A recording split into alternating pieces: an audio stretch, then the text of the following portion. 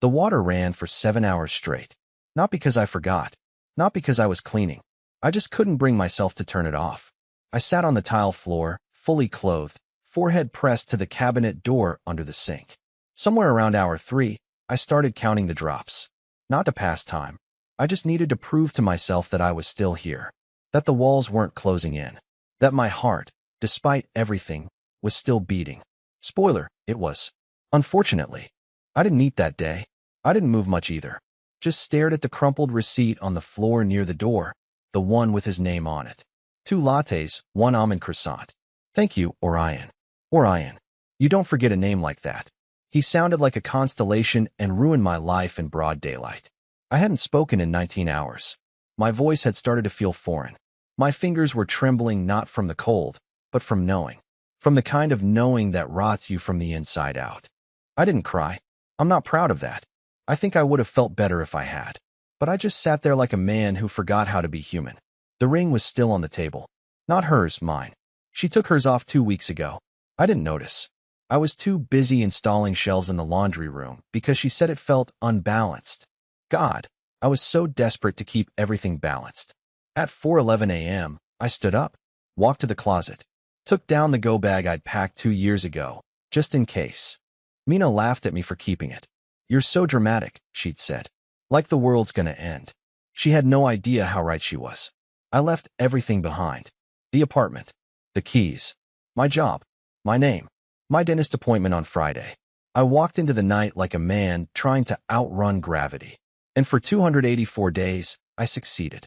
No phone, no credit cards, no social media. I worked under the table in a place where no one asked questions and I gave no answers. Then last week, someone left a note under my door. No envelope. Just 5 words, scrawled in handwriting I knew better than my own. Lowell, please, let me explain. And now the walls are moving again. And the water's still running. You never realize how loud silence is until you hear a knock that wasn't supposed to happen. The building I moved into had no buzzers, no working intercom, no front desk. That was the point. You had to know someone to get in, or be stubborn enough to wait for someone else to walk out. She must have waited. In the cold. In the dark. Just breathing through her coat. Practicing whatever lie she thought might work. The knock was soft. Not urgent. The kind of knock that says, I know you're in there, and I'm going to keep doing this until you prove it. I didn't answer.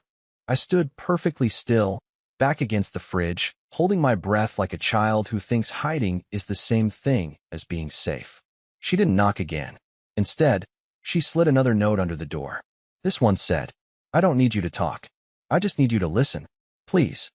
I wanted to rip it in half. Burn it. Swallow the ashes. But I just stared at it. Like maybe if I glared hard enough, the paper would catch fire on its own. It didn't. Instead, I started remembering things I'd buried under days and distance. Like the sound she made when she lied. It wasn't the words, it was the space between them. A pause just slightly too long, like she was buffering, rewriting, editing. When she said, I love you, she used to blink too much. When she said, he's just a friend, she never blinked at all. I didn't sleep that night.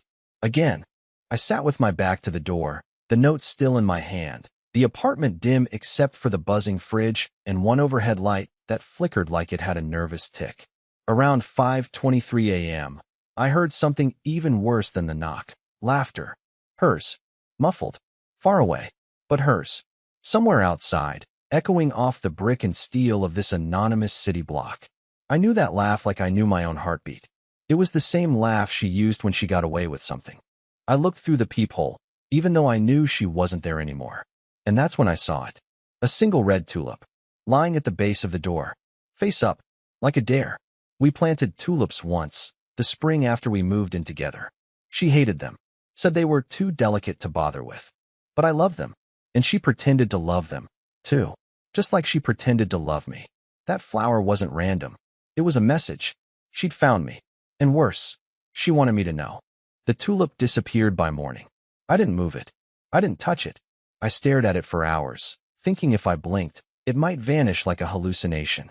But when the sky began to shift from bruised purple to that sick, early morning orange, I opened the door, and it was gone. In its place was a paper coffee cup. No logo. Just white. Lid slightly off-center. still warm. I hadn't ordered coffee. I hadn't opened the door. I hadn't let anyone in. And yet, there it was. I didn't pick it up. I crouched down like it might explode, like it might whisper something I couldn't unhear. And then I noticed the smallest thing, a lipstick stain. Subtle, almost like an accident. But I recognized it instantly, because I'd cleaned it off my own mugs for years. Mina always applied lipstick right before leaving. She never fixed it once she was out. Said it was supposed to fade naturally, like it was telling a story. I hated how poetic she made her damage sound. I left the cup where it was and called in sick to work. Not that anyone would notice. The gas station was a halfway point between people's real lives. I was just the shadow behind the glass. No one knew my name. That was the goal. But now someone did. By noon, I'd convinced myself it was a prank. Coincidence. Delusion. Maybe it wasn't even lipstick. Maybe I was losing it. Maybe the past year had rewired my brain, and I was just unraveling. But then I got the envelope. It was under my pillow. That was the moment the fear turned real. I hadn't left the apartment. I hadn't unlocked the door. I had 2 deadbolts and a sliding bar. I checked them every night. 3 times. But the envelope, thick, sealed, my name written in her handwriting, was under my pillow. Not on the table. Not outside. Under my head. Inside was a photo. Not of her. Not of me. Not even of us. It was a picture of the hallway outside my apartment, taken from inside my apartment. The angle was impossible. Like it had been taken from where I was standing right now. I dropped it. I don't remember falling, but I do remember the sound my head made when it hit the kitchen floor. It was dull. Heavy. Like regret. I woke up an hour later, still on the tile, a line of dried saliva glued to my cheek. The lights were off. The picture was gone. The coffee cup was gone. The door was still locked. I started laughing. I couldn't help it. A broken kind of laugh, like a cracked instrument that only plays one note now. Because suddenly I understood, she wasn't trying to talk to me. She was trying to unmake me. I didn't go outside for 3 days after the photo. The apartment shrank by the hour. The walls seemed closer. The light had a tint to it, a kind of greenish filter that made my skin look sick when I passed the mirror. I avoided my reflection. Not out of fear, out of embarrassment. I looked like a man who'd let a ghost rearrange his furniture and call it love. I stopped using the front door, pushed the couch against it, moved the dresser, too, built a barricade like I was preparing for a war no one else could see. And maybe I was. I kept the lights dim, sat on the floor, ate dry crackers and peanut butter with my fingers like a man trying to forget what silverware meant. I showered once, just long enough to feel human again, but when I stepped out, there was a folded napkin on the sink. It was from the diner we used to go to. Had the same faded blue stripes. The same scratchy texture. On the napkin was a message written in black marker. Remember the orchard? That's all it said. No signature. No threats. No accusations. Just that one sentence. And that's what undid me. Because no one knew about the orchard. Not really. It wasn't a place we talked about. It wasn't somewhere we took pictures or posted stories. It wasn't even a date. It was an accident. A detour. A weird, silent afternoon where we pulled over on the side of a rural highway because she said she smelled apples. She walked into the trees without waiting for me, kicked off her shoes, danced between rows of rotting fruit like a drunk forest spirit. I remember standing there, not saying a word, convinced for a moment that I didn't know her at all, and terrified by how much I still wanted her. I never told anyone that. Not a soul. It was my memory. Mine alone. And now it was printed on a diner napkin in my locked bathroom. That night, I turned off the fridge. The hum was making me nervous. The apartment was too quiet, too loud, too still, too everything. I started talking to myself just to break up the silence. Just whispers at first. Then sentences. Then entire conversations. I made up people. I gave them names. Gave them stories. Because the only thing worse than losing your mind is losing it alone. I didn't sleep. Again.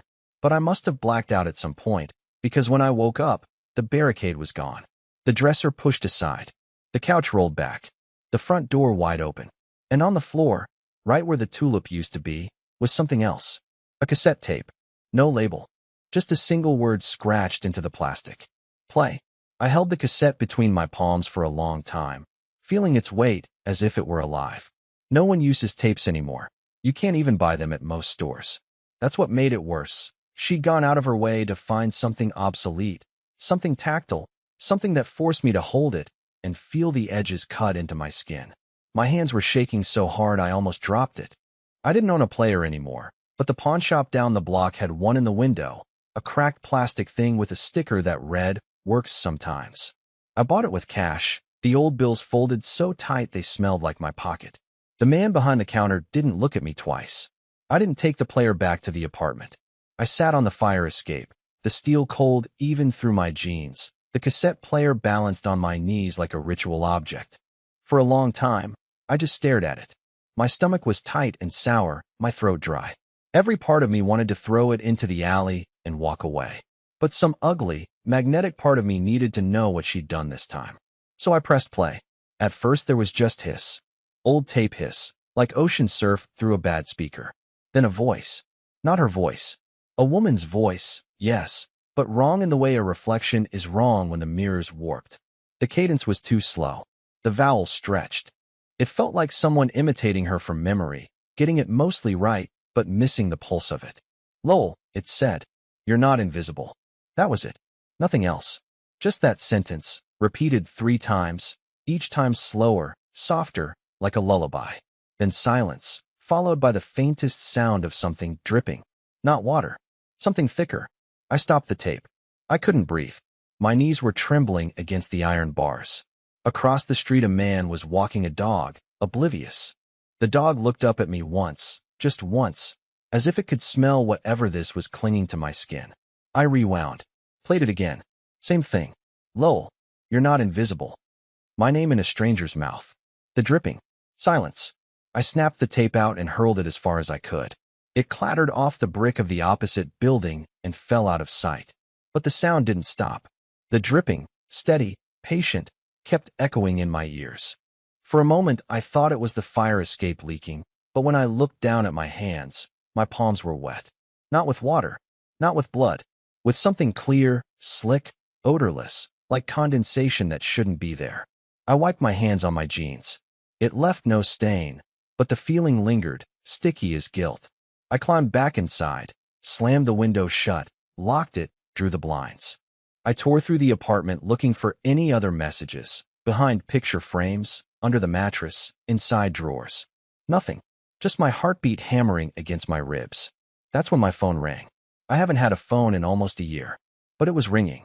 On my kitchen counter. A cheap flip phone, exactly like the one I'd thrown in a river 2 states away, buzzing now as if nothing had happened. The screen lit up with a number I didn't recognize. No area code, just a string of zeros. I stared at it. Let it ring. It rang 11 times, then stopped. When it stopped, the silence was heavier than before. And on the counter next to the phone was the cassette. Whole. Unbroken. Dry. It had a new word scratched into the plastic. Again. I don't remember sleeping, but sometime after the phone stopped ringing, the world tilted. When I opened my eyes, the light was wrong again, gray and green like aquarium water. My couch was no longer against the door. It wasn't even facing the same direction. The cassette lay on the floor, this time cracked in half, its brown tape ribbons spilling out like intestines. The word, again, had been scratched deeper into the plastic until it tore through. There was no flip phone on the counter anymore, just a faint rectangular outline where dust had been wiped away. For the first time since I left her, I felt a clean blade of panic cut through the numbness. She wasn't just finding me. She was inside my space, rearranging it, testing how far she could push before I broke. I had moved halfway across the country, changed my name on paper, disappeared into the kind of places that don't show up on maps. And yet she was here, inside my apartment, inside my head, using memories only I owned. I tried to call the landlord, but realized I didn't have his number, didn't even know his name. I'd paid cash to a man at a bus station, and a week later the keys arrived in an envelope with no return address. The whole point was to be untraceable. And now, as I pressed my palm to the wall for balance, the plaster under my hand shifted, just slightly, like someone breathing on the other side. I yanked my hand back and stared. It looked normal. White paint, a hairline crack. But I could still feel it, the slow inhale and exhale. I packed my bag. Not clothes this time. Papers, scraps, anything with her handwriting on it. The tulips petals I'd kept in a jar. The napkin from the diner. The photo of the hallway. The cracked cassette. I threw them into the duffel like evidence of a crime only I'd witnessed. I was ready to run again. But then, as I zipped the bag, the TV turned on by itself. Static filled the room. Not the white noise kind. A deep, rolling static like ocean thunder. The screen flickered, then stabilized on an image that made my throat close. It was me, sitting on the fire escape the night I played the tape. From a camera angle that didn't exist. She'd been filming me. All along. Then the static cleared and her face appeared. Not Liv. A recording. She looked older, thinner, her hair damp against her cheeks. She wasn't smiling. Her eyes didn't move the way they used to. They fixed on me like she could see me through the screen. "Lowell," she said, and the sound of my name almost knocked me over. "Stop running. You think you left me, but you're still inside what I built. You always were." She blinked once, slow, like a reptile. "Come back to the orchard, or I'll bring the orchard to you." The screen went black. The static died. The room was silent except for my own breath, harsh and ragged. I didn't believe in ghosts. I didn't believe in curses. I believed in her, and she was worse than all of them. I slid down the wall to the floor, clutching my bag. The apartment felt smaller than ever, like it was folding around me. I thought about the orchard, about her dancing barefoot under rotting apples, about the day I realized she could make me follow her anywhere. I had left her, changed everything, burned bridges, erased myself. And yet, here she was, pulling at the strings like I'd never gone. I whispered to the empty room, "What do you want from me?" My voice cracked. My hands were shaking. And for the first time since disappearing, I felt the unmistakable sense that I was no longer alone. Behind me, something exhaled. I didn't pack a second bag. There was no time. I didn't care. Everything I needed was already inside me. Paranoia, guilt, whatever sick tether she'd left behind in my head. I stuffed the orchard note into my jacket and walked out before the apartment could breathe again. Something was wrong with the air in that place. Too damp. Too heavy. Like it remembered things I didn't give it permission to remember. I didn't take a car. Didn't call anyone. I just walked until my feet stopped hurting, until the streets turned from neon to rust, until the city started to thin and the trees took over. I didn't know where I was going, not exactly, but I kept seeing flashes of that day. The orchard, the soft crunch of dirt under her heels, the way the light filtered through her hair like it was trying to escape her scalp, the smell of dead apples and early frost. I followed that smell. It was real in my head, too real not to exist somewhere. At some point I must have blacked out because when I looked up, the orchard was just there. Not similar. Not close. Not a metaphor. It was the exact same orchard from that day, down to the crooked fence post and the metal sign half-rusted with the word private barely clinging to the nail. But it wasn't anywhere near where it used to be. This place had no highway, no barn, no road, just trees and rot and air that didn't move right. I climbed over the gate. The wood moaned beneath my weight like it remembered me. Inside, the trees were taller than I remembered, twisted. Their trunks had split in odd directions, as if they'd grown around something invisible. The apples were blackened and soft, hanging low like swollen wounds. Some had already fallen and melted into the soil. The air smelled like vinegar and sugar and iron. And somewhere in the middle of it, I heard her laugh. Not out loud, not echoing from the trees, but in my head, as clear as if she were standing behind me, whispering through her teeth, "You made it." I kept walking, deeper, past the point where the light changed, past the point where the orchard started to fold in on itself like a looped memory. The deeper I went, the more impossible things became. I found a scarf I'd lost 3 years ago, a receipt from a hotel we stayed at on our first road trip, a mug with her lipstick stain, and then, God help me, I found a Polaroid of myself sleeping, face down, same clothes I wore now, same cut on my hand from bumping the cabinet yesterday. I should have run, but I didn't. Instead, I reached the center clearing, where the earth was bare, the grass worn down to dirt. And there she stood, Mina. But it wasn't her. Or it was, but not how I remembered. Her skin was pale in that wrong light kind of way, like she was lit from underneath. Her hair was pulled back into a braid she never wore in real life. And her smile didn't reach her eyes. Her arms were crossed in front of her, like she was waiting in line at a grocery store, not haunting a man through time. "You never let me finish," she said, almost bored. I didn't speak. My mouth wouldn't move. "I tried to tell you," she continued. "You left before I could explain. And when someone doesn't let you explain, they give you no choice. That was when I saw it. Behind her, a second figure, half shadow, half flesh, taller, unmoving, watching. My brain refused to make sense of it. My eyes blurred, but Mina didn't seem afraid. She stepped aside like she was making room for something that had been there all along. "You can't just disappear, Lowell," she whispered, stepping closer. "You made promises, and promises rot when you bury them." I tried to speak, but something was in my throat. Something heavy, something that tasted like dust and ink. "I'm not asking for forgiveness," she said. "I just need you to listen." And then, with a voice that didn't belong to her, "Not completely," she said, "Close your eyes." I did. Because even after all this time, even after the betrayal, the tapes, the notes, the hallucinations, the orchard, I still couldn't say no to her.